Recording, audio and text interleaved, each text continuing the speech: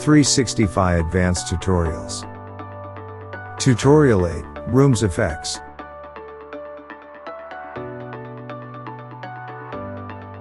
Go to the Rooms page, click the Edit Room button, and click the Settings tab.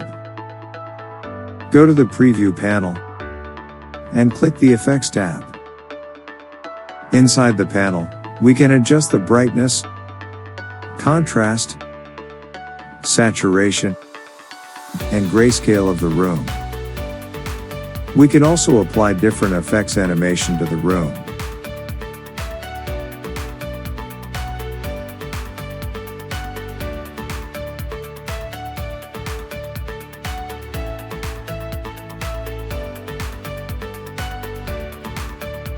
Click Edit Blur. It allows you to blur parts of the panoramic image, such as faces, license plates, etc.